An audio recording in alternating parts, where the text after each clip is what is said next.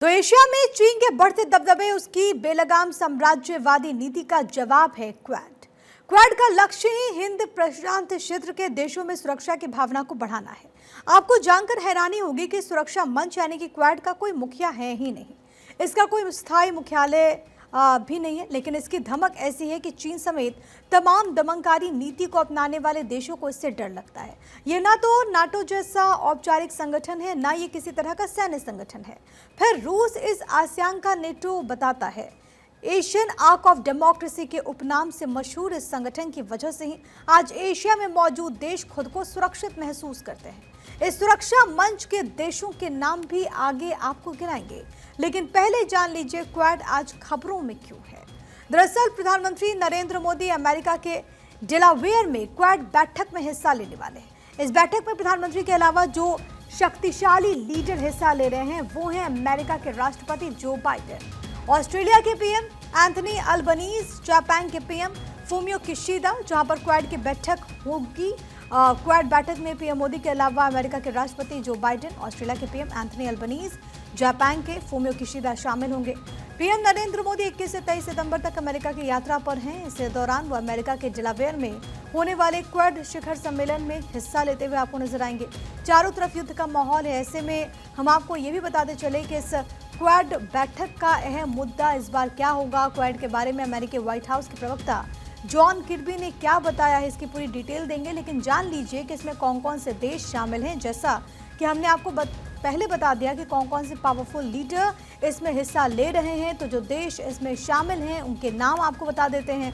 Bharat, America, Japan और Australia, ये 4 मुल्क हैं जो कि क्वाड का हिस्सा हैं। इस वार्ता की शुरुआत साल 2007 में जापानी प्रधानमंत्री शिंजो आबे ने ऑस्ट्रेलियाई प्रधानमंत्री जॉन हावर्ड, भारतीय प्रधानमंत्री मनमोहन सिंह और अमेरिकी उपराष्ट्रपति डिक चेनी के समर्थन से की थी।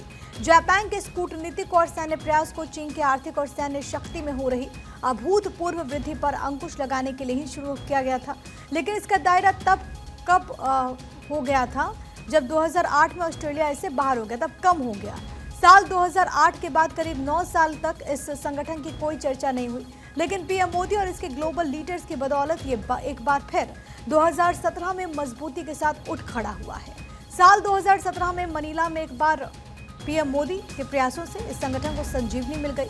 भारत प्रशांत क्षेत्र में खास तौर पर दक्षिण चीन सागर में चीन का सैन्य और कूटनीतिक रूप से मुकाबला करने के लिए चतुर्भुज गठबंधन यानी कि क्वाड को पुनर्जीवित करने पर सहमति बन गई, लेकिन एशिया प्रशांत के इन सहयोगी देशों को चीन बिल्कुल पसंद नहीं करता। इस मंच की वजह से चीन की मनमानी बिल्कुल नहीं चल पाती। पीएम मोदी की कोशिशों से क्वाड देशों में भारत का रुतबा काफी बढ़ रहा है और चीन की परेशानी की मुख्य वजह भी यही है। तो वो नहीं चाहता है कि भारत का वर्चस्व एशिया में कायम हो सके। इस परेशानी को व्हाइट हाउस के प्रवक्ता जॉन किर्बी ने और तब बढ़ा दिया जब उन्होंने क्वाड बैठक के विषय के बारे में दुनिया को बताया। व्हाइट हाउस के प्रवक्ता जॉन किर्बी ने बताया कि बैठक में चीन को लेकर के चर्चा होगी।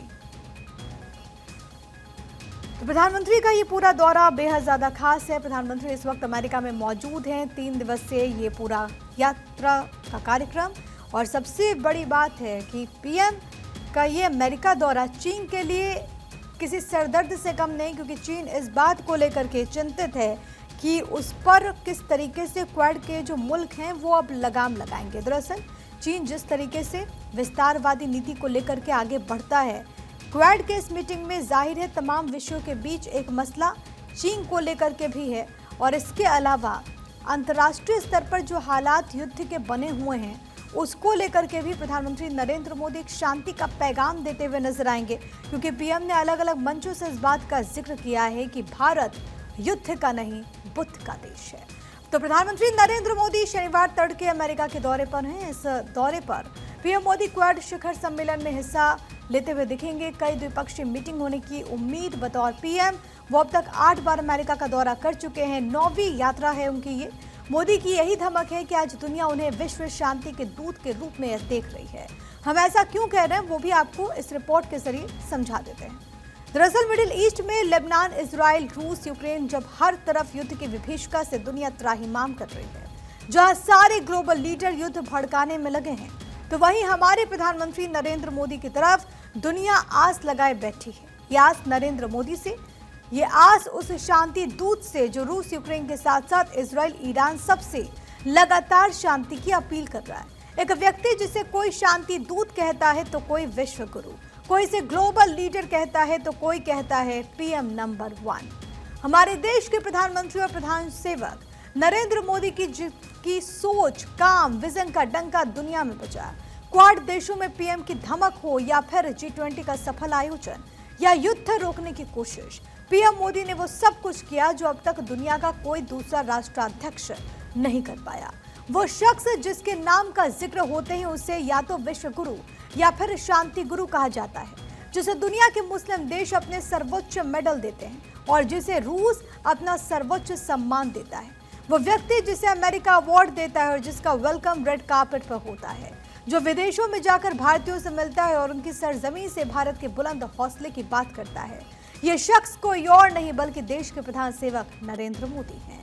आइए आपको बताते हैं ब्रांड मोदी की पॉपुलैरिटी से लेकर ग्लोबल लीडर की धमक तक कैसे हमारे पीएम हिट हैं। तो ग्राफिक्स के जरिए आपको बताते हैं ब्रांड मोदी की पॉपुलैरिटी, ग्लोबल लीडर की धमक, टफ फैसले लेने वाली इच्छा शक्ति जिसे वैश्विक स्तर पर देश का दबदबा बना है। जो कहा उन्होंने वो पूरा किया। उथल पुथल के बीच देश में स्थिरता इसका प्रमाण है। टॉप एजेंडे में विकासवाद है और यही विकसित भारत का रोड मैप है। कहा जा सकता है कि शांति संधि के सूत्रधार आज के युग में अगर कोई है तो वो नरेंद्र मोदी ही है। करीब 30 महीनों से यूरोप चल रहा है। 2.5 साल से भी ज्यादा वक्त से रूस यूक्रेन युद्ध जारी है।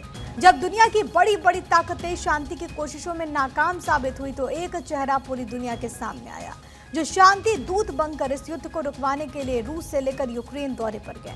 उस शांति दूत का नाम है नरेंद्र मोदी।